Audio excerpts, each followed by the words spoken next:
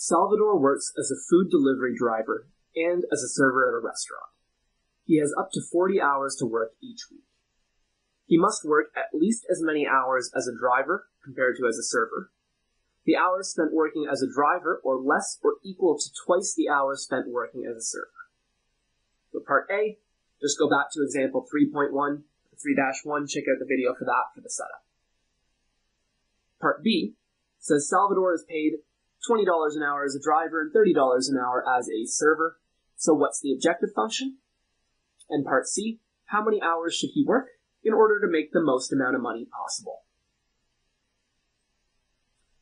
So part A, this is just going back to example 3.1.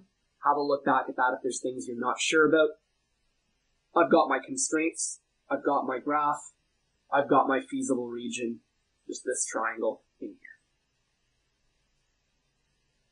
So part B, paid $20 an hour as a driver, $30 an hour as a server. What is the objective function if we're trying to maximize how much money he can make?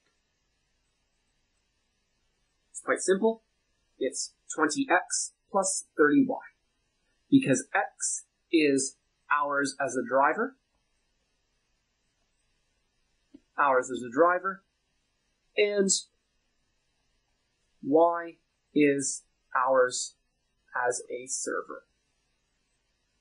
So $20 per hour times the number of hours plus $30 an hour times the number of hours. That gives me my objective function.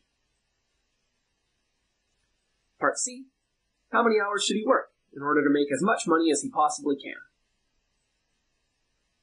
So we have to figure out our corner points first. So I can see corner points here. They're at the intersections of my constraints. So the intersection of this line and this line, that's the point 0, 0.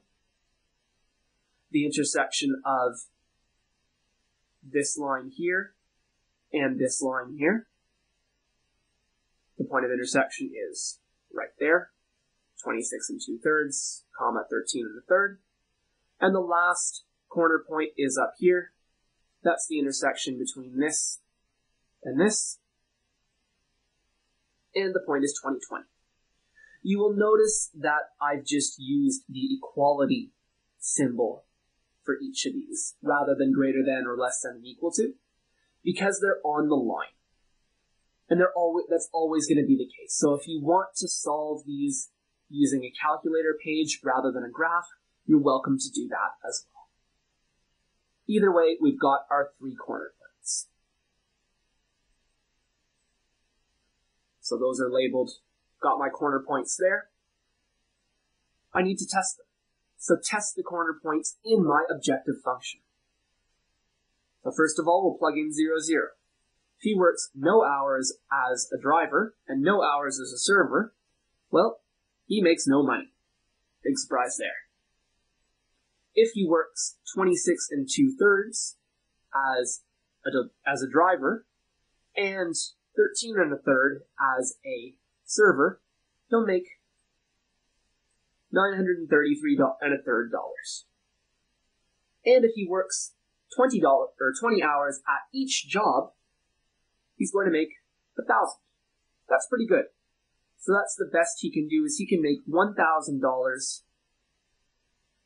So the maximum value is $1,000. If he works 20 hours at each job, he can make $1,000, and that's the best he can do. So 20 hours as a driver and 20 hours as a server. Stop here if you're content. If you want to see how the sliding point or the sliding line method works, keep watching and I'll show you on the CAS. Alright, so here we have it.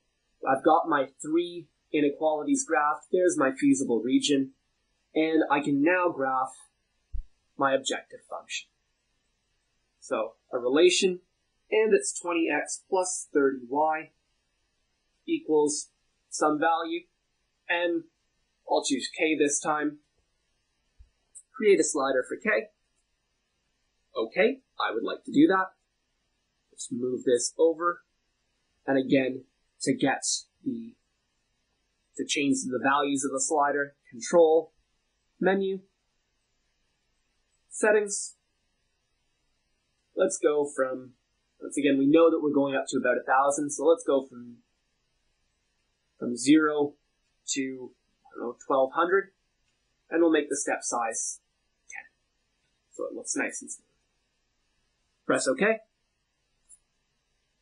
And now if I drag this along,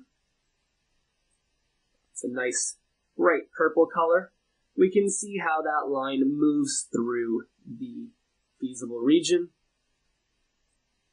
touching in that corner around 930, 940, and then continuing on, getting as big as possible until we get to 1,000, just right there. So that's how we can use a slider and use the CAS to try and confirm our choice of the best possible point.